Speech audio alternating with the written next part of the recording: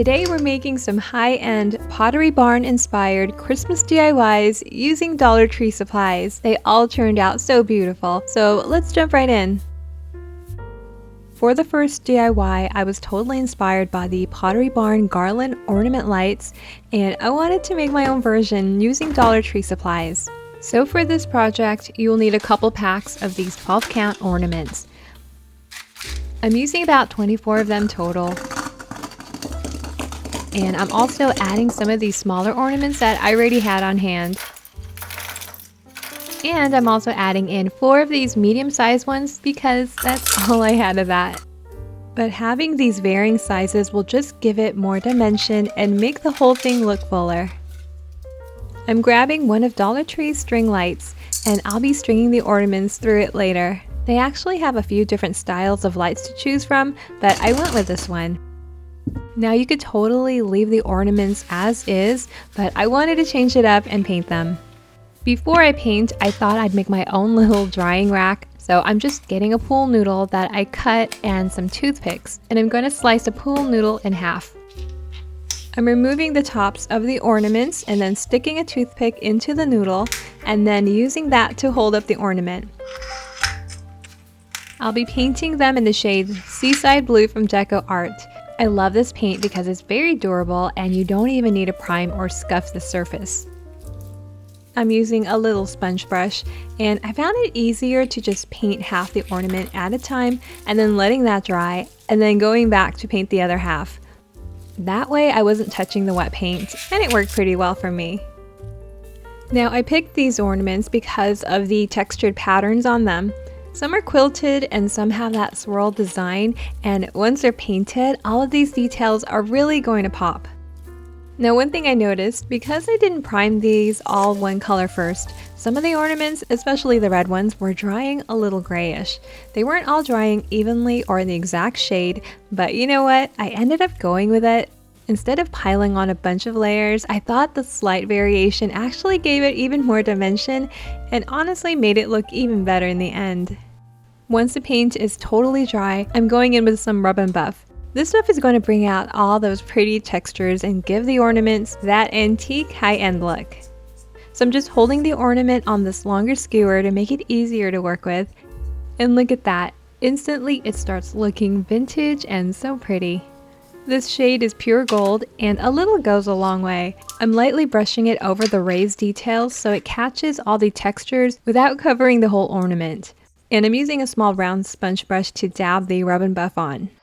And the gold just catches on those raised details so beautifully.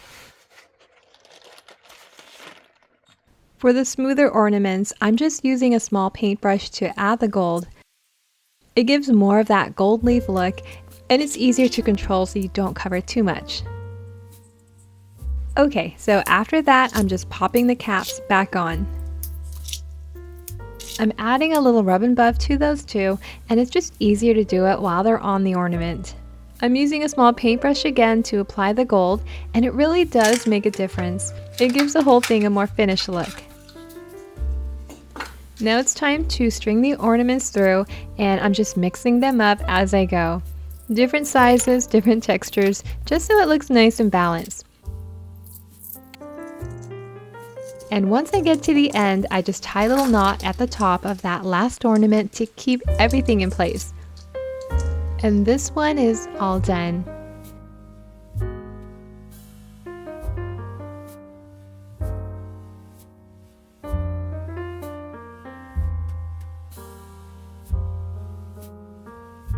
For the next DIY, I saw these gorgeous gold medal decor pieces at Pottery Barn, and I love how they styled them as a set. So I wanted to create something similar using inexpensive items. So I definitely wanted to have a large bell in this little set, and Dollar Tree was a perfect place to look.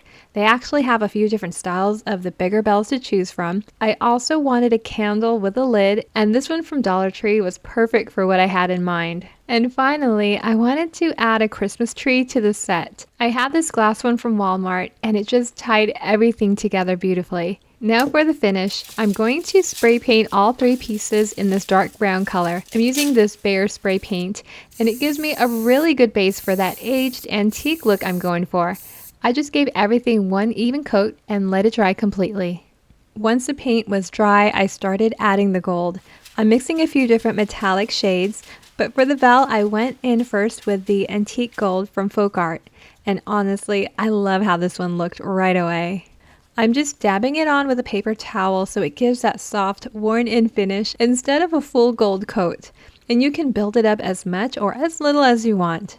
The brown underneath really makes that gold pop, and it gives it that older, weathered feel.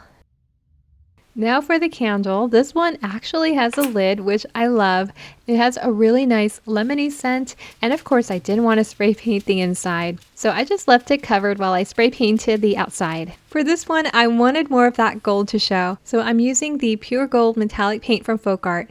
It's definitely brighter than the antique gold, and I'm going a little heavier with the gold on this one since I wanted it to stand out more. And already you can see how much more elevated it looks with that gold layered on. Now for the Christmas tree, I'm using Craftsmart Espresso metallic paint. This one's a bit darker and less yellow than the other gold. Once I started putting it on, it was really pretty. It definitely had more of a shiny, brassy-like finish. I'm applying it the same way as before, just dabbing it all over with a paper towel and letting a little of that brown underneath peek through. Now I thought I'd add a little more dimension, so I'm going in with Rub and Buff in the gold leaf shade. I'm applying it on the raised leaves with a small round sponge brush, and that extra pop of gold really highlights all the texture. Now I'm finishing up the bell because I wanted it to have a really nice finish look instead of leaving the top as is. I'm using one of these small wooden rings from Dollar Tree, and they came in a little pack. I just cut one side so it can fit right into that opening on top of the bell, and it slides through and fits really snug. Next, I'll be making the inside piece, the part that hangs inside and hits the bell. I'm using one of these small wood slices and a short dowel, both from Dollar Tree. And I cut the dowel down so it sits nicely inside the bell. Then I drilled a tiny hole at the top of the dowel because I'll be stringing some metal wire right through it. I also added a thumbtack to the center of the wood slice, and I used some pliers to push it down, but I didn't press it all the way down. I left a little gap. I'm leaving a little bit of space so that I can wrap the wire around the tack while keeping the dowel centered. So I just wrap both ends of the wire around the tack, making sure there's enough room so the dowel can move freely when it hangs inside the bell. I'll be painting all the wood pieces to match the bell. Instead of spray painting these small wooden parts, I'm just brushing on a dark brown first. I'm using burnt umber from Apple Barrel, and it gives me a nice even base. Once that dries, I'm going over with the antique gold so that it blends in with the rest of the bell, and it doesn't take much, just a light layer. And then I'm just gluing it in place with E6000, dropping a few drops right inside where I know the wood slice will touch, and I let that dry. Now this part I probably should have done first because I ended up having to wait for that to dry. But for the handle, I'm just using some of Dollar Tree's nautical rope. I cut the length that I needed, and I added a little glue to the ends so that it wouldn't unravel.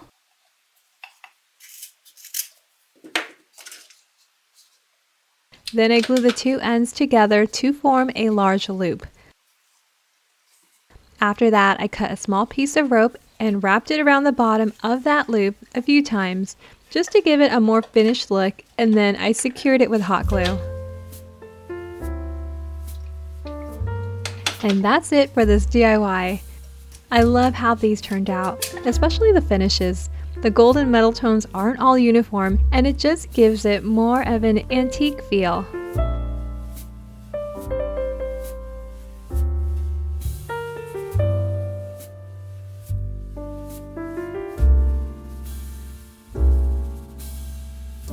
For this next DIY, I was really inspired by those velvet ornaments, so all you're going to need for this project are some ornaments, paint, and flour. Dollar Tree has a ton of large ornaments to choose from, so I grabbed 2 different styles. I wasn't sure which one the paint would take better on, so I picked up both to test them out. So first I just remove all the ornament caps and set those aside. For the clear ornament, I wanted the paint to grab on, so I lightly scuffed the surface with some sandpaper.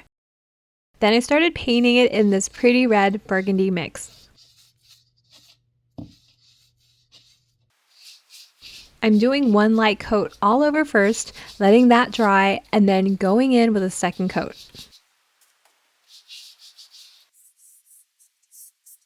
For the second layer, I'm adding the paint on a little thicker because I don't want it to dry out just yet.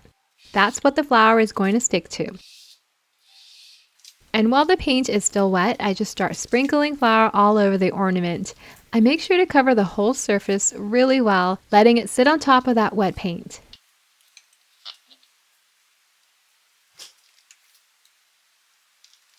I'm setting it aside for a bit while I work on the next one. And I'll be reusing the flour that didn't stick to the paint. For the second ornament, I'm using Territorial Beige from Apple Barrel, and I love this color. It's such a soft, neutral shade, and it's going to look really pretty once it's flocked. I'm doing the same steps here. First, a light coat all over, and then letting that dry. Then I'm brushing on a thicker coat, making sure to cover the whole ornament since that's what the flower is going to grab onto. And again, while it's still wet, I'm sprinkling flour all over to get that flock finish.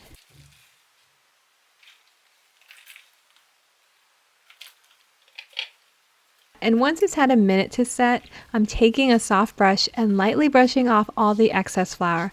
I'm not pressing down, just gently sweeping over the surface. And as you go, you'll see that pretty velvet texture appear. It keeps that soft look, but you still get all that color coming through underneath.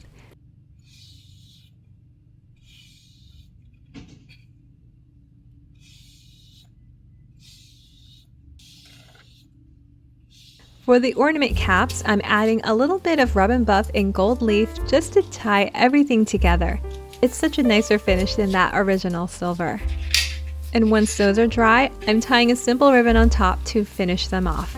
Now I'll let you know how these hold up over time, but for now, I'm really loving how they turned out.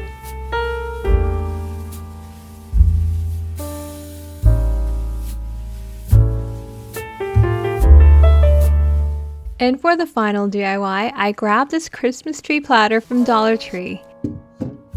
I'm giving it that same dark brown base as the other pieces. And then going in with Folk Art's Pure Gold metallic paint.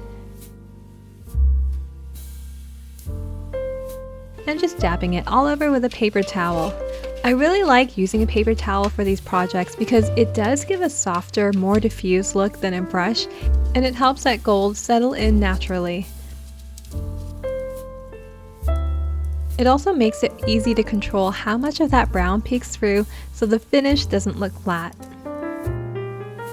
So I just keep applying the gold until I like the way it looks. And I'm also making sure to add that to the back so that the whole piece looks nice and finished. This one was super easy, and wow, what a transformation.